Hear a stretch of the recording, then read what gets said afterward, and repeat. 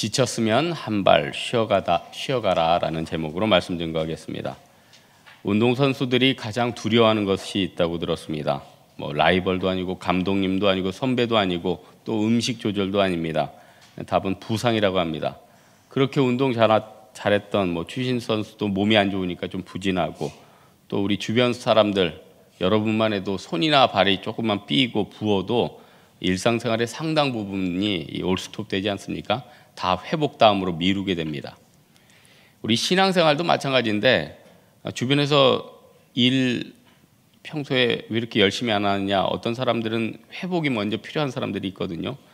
신앙과 삶이 무너졌는데 봉사가 그게 되겠습니까? 사역도 안 되고, 그런 분들에게는 정말 기도해주고 빨리 회복하도록 간구하는 게 필요하다고 생각합니다. 많은 사람들이 영적으로 늘 건강할 수만은 없잖아요. 다 상처가 있고 어려움이 있고 낙심이 있고, 그래서 한번 잘 해보려고 하다가도 주변 사람들 말 때문에 지치고 어려워할 수 있다는 거예요. 이 시대의 문제가 정말로 세상 사람들은 자원의 고갈이다, 경제적인 문제다, 여러 가지 얘기를 하지만 사실 인간과 하나님과의 문제거든요. 그것도 다 한 명 한 명, 여러 명도 아닙니다. 우리 개개인과 하나님과의 문제가 굉장히 중요하다는 것입니다. 그래서 다른 것보다도 하나님 앞에서 회복이 중요한데, 사람들은 그래요. 하나님과 회복이 중요한데 그 회복이 필요할 시점이 되면 하나님과 소원한 관계이기 때문에 하나님을 찾지 않고 다른 것을 찾게 된다는 겁니다. 오늘 본문의 사마리아 여인들, 어떻게 보면 당시에 따돌림 당하는 지역이었죠. 자신의 삶도 깨어져 있었죠. 부끄러운 상태입니다. 그러다 보니까 하나님과 껄끄럽고 또 자기가 사람들과 부딪히기 싫다는 것입니다. 이 여인에게 정말 필요한 게 무엇이겠습니까? 영적인 회복이죠. 우리는 성경을 볼 때 사마리아 여인 하면 안타깝게 보지만은 사실 우리 자신을 한번 돌아보십시오. 이 중에 나는 세상 사람들 앞에 서기 당당하다, 어디 나갈 때 사람들 많이 만나고 싶다, 그런 사람들 많지가 않겠죠. 생각해 보십시오. 내가 직장생활 열심히 하다가 직장에 퇴직하게 됐습니다. 그러면은 동창회 한번 제대로 나갈 수 있겠습니까? 사업하다 또 망하게 됐어요. 빚지게 됐어요.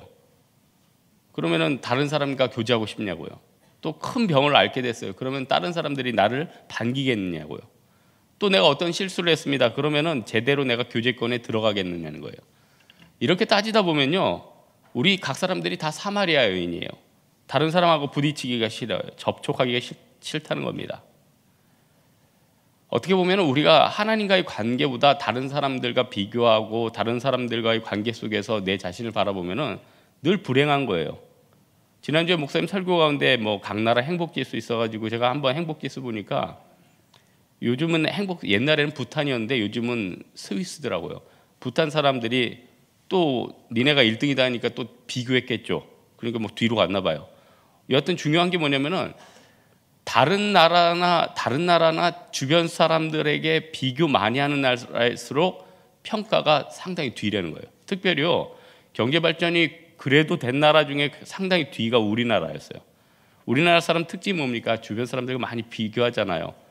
다른 사람들에 비해서 내가 뒤처지면 상당히 스트레스 받잖아요. 그러니까 여러분, 남과 비교 잘하는 사람일수록 자아의식이 깨지기 쉽고 남들과 나아가기 힘들다는 겁니다. 그래서 신앙생활뿐만 아니라 나의 삶에 있어서 온전한 회복이 필요하다는 겁니다. 그럼 어떻게 회복해야 될 것인가? 중요한 것은 일단 내 문제가 무엇이냐, 그걸 깨닫는 것 아니겠어요? 오늘 이 여인의 문제, 자신은 물이 필요하다고 했습니다. 사실 물 필요한 게 맞습니다. 근데 4장 10절에 있죠. 예수께서 대답하여 가라사대 내가 만일 하나님의 선물과 또 내게 물을 좀 달라 하는 이가 누구인 줄 알았더라면 내가 그에게 구하였을 것이요 그가 생수를 내게 주었으리라. 예수님이 이 여인에게 꼭 필요한 생수를 얘기합니다. 여러분, 예수님께서는 우리가 필요한 거 물질이든 관계든 직장이든 그 얘기하면은 거기에 대해서 전혀 언급 안 하고 안 들어주시지 않습니다. 실제로 필요한 것도 주십니다. 하지만은 주시면서도 영적인 근원인 이 영생수에 대해서 알려주기 원한다는 겁니다. 오늘 참 예수님께서 참 비유를 하실 때 참 멋지게 하신 것 같아요. 여러 가지 비유가 있지만 물은 무엇을 뜻합니까? 인간의 어떻게 보면 가장 근원적인 것, 없어서는 안 되는 것들 아니에요? 우리가 세상에 있는 많은 요소들 없어서는 안 되는 것입니다. 하지만은 그 없어서도 안 되는 것들을 얘기하면서도 정말 필요한 영혼에 대해서 얘기하고 있다는 것입니다. 여러분, 우리 네팔 이번에 지진 보면서 가슴 아팠죠. 보니까 수천 명이 이 복음 모르고 죽는구나. 제가 오늘 말씀 준비하면서 그 뉴스도 있지만 요한복음 5장 29절에 그 말씀이 오버랩 되더라고요. 선한 일을 행한 자는 생명의 부활로, 악한 일을 행한 자는 심판의 부활로 나오리라. 얼마나 많은 사람들이 예수 모르고 이제 죽어가고 있습니까? 비단 지진 때문에 죽어가고 있습니까?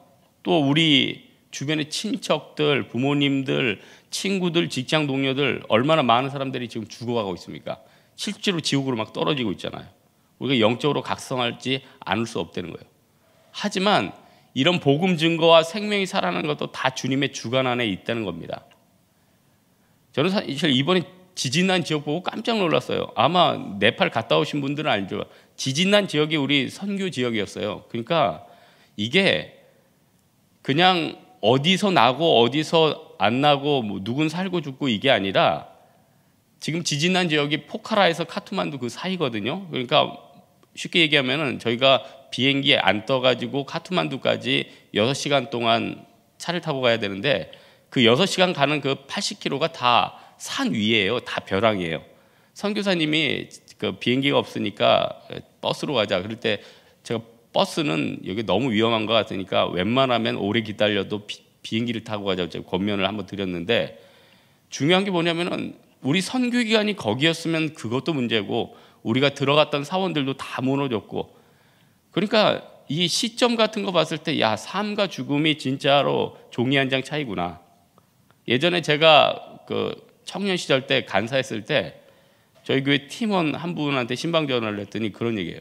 자기가 오전에 삼풍백화점 갔다 왔대요. 삼풍백화점 갔다 왔는데 오후에 무너졌대요. 그러니까 여러분 보십시오. 삶과 죽음이 진짜 종이 한 장 차이 아닙니까? 그렇게 보면요, 우리가 언제 죽을지, 언제 우리 직장이 끊어질지, 언제 관계가 끊어질지, 언제 물질이 날아갈지, 언제 지진이 날지 다 하나님 앞에 있다는 겁니다. 그래서요, 우리는 하나님 앞에 무엇이 필요합니까? 하나님, 내가 고민할 것들이 여러 가지지만 어떻게 보면은 이 고민보다 더 큰 문제가 우리 인생 앞에 기다릴 수 있다. 이걸 깨닫고 하나님 앞에 하나님 나 좀 진단해 주십시오. 나의 문제가 무엇입니까? 간구해야 된다는 겁니다.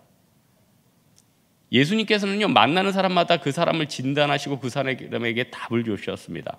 그래서 여러분 새벽마다 나와서 하나님 앞에 기도하는 게 정말 복된 거죠. 복된 거. 누가복음 19장에 보면 삭개오가 나왔어요. 여러분 우리가 세상적인 시각으로 봤을 때 삭개오는요 문제가 없는 사람이에요. 왜냐? 당시의 세리는 로마에 돈 바치고 중간에서 커미션 받던 사람이 있기 때문에 돈이 많았는데 누가복음 19장에 보면은 세리가 아니라 세리장이에요.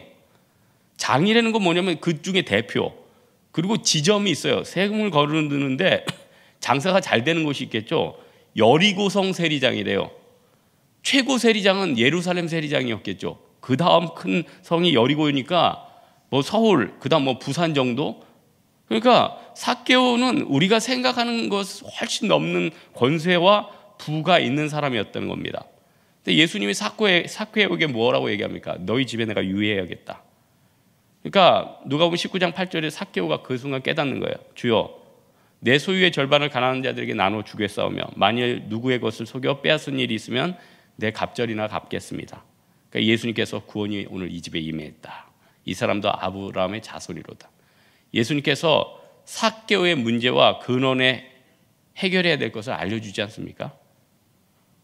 여러분 우리 다른 것보다도 우리가 정말 필요로 하는 것들 많이 있죠. 하지만요 예수님께서는 진짜 네가 필요한 게 무엇이다 우리에게 묻고 계실지 모른다는 겁니다.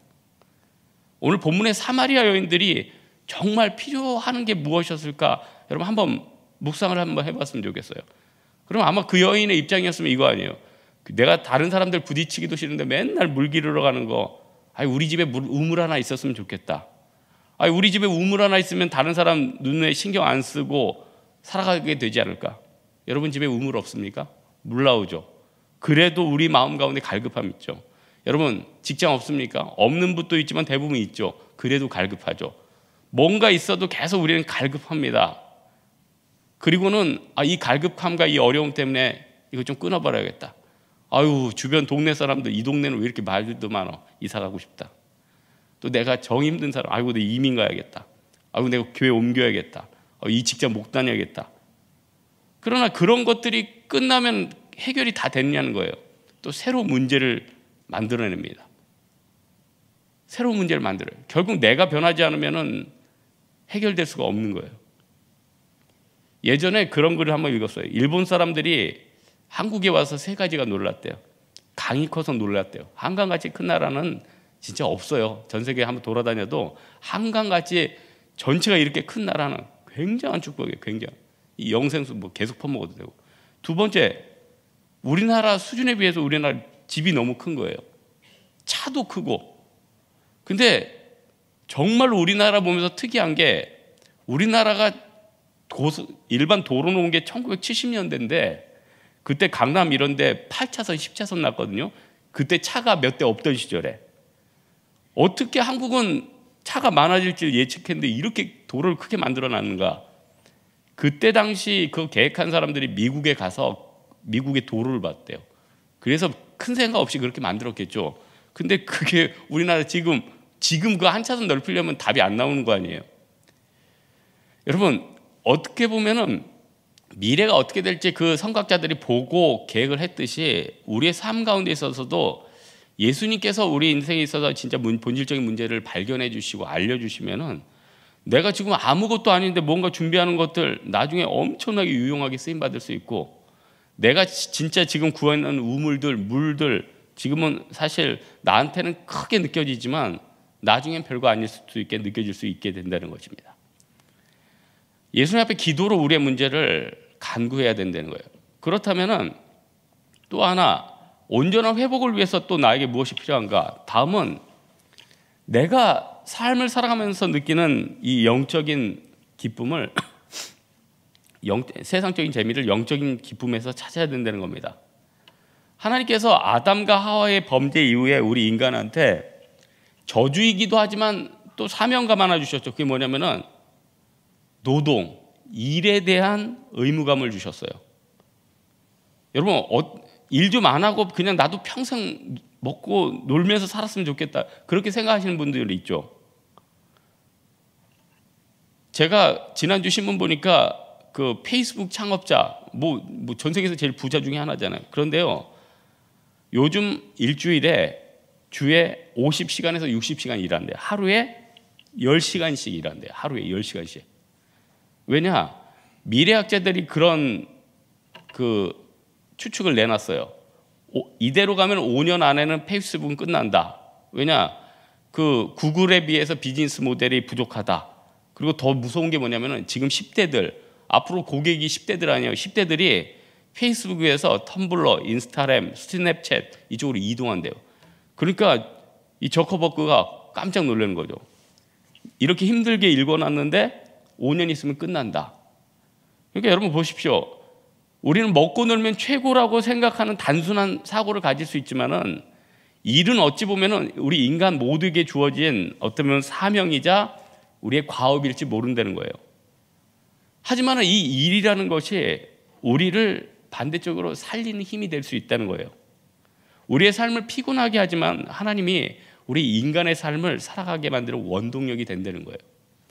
여러분, 만약에 저도 예전에 인도네시아 지진 나서 지진 구호 사역하면은 사실 후진국에는요, 그분들 무시하는 게 아니라 돈을 주면요 윗선에서 많이 접수가 돼요. 그러니까 전달이 안 되는 거예요. 전달이. 그래서 그때 어떤 방법이 없을까 해가지고 쌀 수백 가마하고 텐트를 가져가지고 마을 깊이 들어가서 줬어요. 그 텐트에서 3년간 넘게 살았대요. 그러니까 굉장히 중요하죠. 근데 그 일은요, 할 때 너무나도 위험은 했지만 재밌고 행복했어요. 그런데 여러분 반대로 생각해 보세요. 여러분들이 교회에서 청소하고 봉사하는 건요 3년, 예배드린 건 10년, 20년 해도 할 수 있어요. 하지만요, 낚시를 20년 동안 매일 가서 앉아 있는다, 여행을 계속한다, 듣기만 해도 좋은 분들도 있겠지만 실질적으로 하다 보면은 그런 거 오래 할 수 없어요. 오늘 기가 막히게 영생수 비유를 했죠. 물은 20년 30년 마실 수 있어도 콜라를 20년 30년, 오렌지 주스를 20년 30년, 내 생각만 들어도 머리가 아찔하죠. 미식거리죠. 무슨 말인지 알겠죠. 이 일은요, 우리의 삶을 피곤하게 만들지만 하나님이 인간의 삶을 살아가게 만드는 원동력이에요. 조직신학에 보면 인간의 창조의 가장 큰 목적, 인간의 가장 큰 일을 뭐라고 합니까? 하나님 찬양하는 거, 그분에서 행복하는 거, 그렇게 행복하게 살아가는 거. 그래서 세상에서 가장 행복한 사람은요, 하나님 찬양한 사람, 또 예배하기 좋아하는 사람, 이 사람이 제일 행복해요. 마귀는 성도들에게요, 예배와 기도 말고 자꾸 다른 재미를 줘요. 예배가 제일 중요한데 이게 별로인 것처럼. 밥이랑 똑같은 거예요. 물이랑 똑같은 거예요. 밥이랑 물 보고 감동한 사람은 별로 없죠. 이게 밥이구나, 물이구나. 하지만요, 그거 사라지면은 그것처럼 갈급한 게 없다는 거예요. 요한이요, 오늘 뭐 요한복음도 썼지만 요한계시록 썼죠. 그런데 요한이 정말로 이 복음에 대해서 기쁨을 느끼고 미래에 대해서 기쁨을 느낀 사람 같아요. 왜냐? 요한이 뭐 90세 이상 살았다고 하잖아요. 그런데 이 요한이 어떻게 보면 예수님 사랑도 많이 받고 복음도 열심히 증거하고 그 안에서 이 사람은 분명히 영적인 기쁨과 예수님이 오실 주 예수여 어서 오시옵소서, 마라나타의 신앙이 분명히 있었을 것이라는 것입니다. 저도 성경 읽다 보면은 전도서가 재밌어서 일주일에 진짜 한 번은 꼭 읽는데, 이렇게 성경 읽을 때마다 그 안에 굉장히 재미가 있는 부분이 어떤 부분이냐면, 영원한 세계, 세상은 짧은 삶이다, 분명 한계가 있다, 이곳에서의 기쁨이 영원한 것이 아니다, 영원한 곳에서 구하는 그런 기쁨이 있다, 이런 것들을 깨달을 때 굉장히 기쁨이 있게 된다는 겁니다. 이 여인이 4장 15절에 어떤 말씀이 있습니까? 여자가 가로되 주여 이런 물을 내게 주사 목마르지도 않고 또 여기 물 길러 오지도 않게 하옵소서. 이 여인에게 예수님께서 가장 기쁜 영생수를 줬다는 거예요. 여러분, 세상의 재미는 어떻게 보면 요나서에 나오는 박농쿨 같은 거예요. 현재는 당장 필요합니다. 그런데 남들도 부러워요. 근데 시간이 지나면 없어져요. 그 박농쿨 다 어디 갔겠습니까? 없어졌죠. 요나도 죽었겠죠. 하지만요, 요나는 그 무너져가는 그 니느웨에게 복음 증거한 것, 아마 영원한 상급으로 남아 있었을 것입니다. 요한일서 2장 15절, 16절, 17절에 이런 말씀이 있죠. 이 세상이나 세상에 있는 것들을 사랑하지 말라. 누구든지 세상을 사랑하면 아버지의 사랑이 그 안에 있지 아니하니 이는 세상에 있는 모든 것이 육신의 정욕과 안목의 정욕과 이생의 자랑이니 다 아버지께로 온 것이 아니요 세상으로부터 온 것이라. 이 세상도 그 정욕도 지나가되 오직 하나님의 뜻을 행하는 자는 영원히 거하느니라. 여러분, 이거 워드플레이 같은데 정말로 하나님께 나아가는 자치고 재미를 느끼지 못한 사람은 한 명도 없습니다. 왜냐? 왕하 4장에 보면은 굶어죽기 직전의 과부가 믿음을 가지고 하나님의 사자 엘리사에게 나아가요. 그러니까 엘리사가 뭐랍니까? 그냥 굶어 죽어라 이렇게 얘기합니까? 그게 아니죠. 너 지금 통을 빌려라. 열심히 믿음 가지고 통 빌렸어요. 그랬더니 당시에 그 귀한 기름이 꽉 차는 거예요. 종으로 팔려갈 뻔한 아들들도 살아나고 자기도 살게 되고, 바디메오도 그랬어요. 소망 없었어요. 근데 예수님 앞에 겉옷 던져버리고 달려갔어요. 시력 회복했습니다. 히브리서 11장 6절에 믿음이 없이는 하나님을 기쁘시게 못하나니 하나님께 나아가는 자는 반드시 그가 계신 것과 또한 그가 자기를 찾는 이들에게 뭐 주시는 분이십니까? 상 주시는 분. 상을 주신다는 거예요. 오늘 본문에 사마리아 여인이 예수님 앞에 나아갔어요. 예수님께서 영생수에서 얘기하시고 영적인 기쁨을 깨닫게 됐어요. 그 순간 여인이 온전히 변화됐습니다. 그래서 마을로 뛰어들어갑니다. 그래서 4장 39절에 뭐라고 있습니까? 여자의 말이 내가 행한 모든 것을 그가 내게 말하였다 증언함으로 그 동네에 많은 사마리아인들이 예수를 믿는지라. 여기서 핵심이 뭡니까? 사마리아인들이 예수를 믿었다는 거예요. 여러분들이 변화되면요, 여러분같이 상처당하고 어려운 사람들, 힘든 사람들이 예수를 믿게 됩니다. 여러분같이 새벽 기도하는 사람들이 어느 지점에 있고 어느 친척들 중에 예수를 믿기 때문에 여러분 친척들이 구원되게 된다는 것입니다. 오늘 말씀의 결론을 맺겠는데, 우리가 정말 느끼는 재미가 무엇입니까? 물론 우리가 영화 한 편 먹고 맛있는 식사하고 좋은 것 여행하는 거 다 좋습니다. 그런데 이 재미 중에서 정말 기쁜 재미가 있다는 거예요. 예수님께서 영적으로 이 재미를 느끼는 순간 우리가 회복된다는 거예요. 그래서요, 우리는 힘들어도 주님의 십자가를 져야 됩니다. 힘들어도 리더해야 되고, 힘들어도 봉사해야 되고, 힘들어도 청소해야 되고, 힘들어도 선교 가야 되고, 그러다 보면요 만복을 받게 되는데 그럴 날 오겠죠. 기도하는 게 행복하고요, 예배드리는 게 기쁘고요, 선교 가는 게 즐겁고요, 밥이 맛있고요, 물이 아름다워 보이고 본질이 귀하게 보이게 된다는 겁니다. 오늘도 우리의 본문의 사마리아 여인들처럼 우리가 다 같이 갈급함이 느껴지고 다른 사람하고 부딪히기 싫고 모든 관계를 끊어버리고 싶은 그런 마음이 있을지라도 우리 예수님께서 영생수에 대해서 얘기하셨고 그 안에 영적인 본질과 기쁨을 알려주셨던 것처럼 우리가 그런 기쁨을 깨닫는 우리가 되기를 주님의 이름으로 축원합니다. 이제 우리 하나님 앞에 간구하겠습니다. 우리 간구하다 우리 하나님 앞에 자신의 문제를 놓고 사마리아 여인처럼 삭개오처럼 나와서 기도하다 돌아가시도록 하겠습니다. 기도하겠습니다.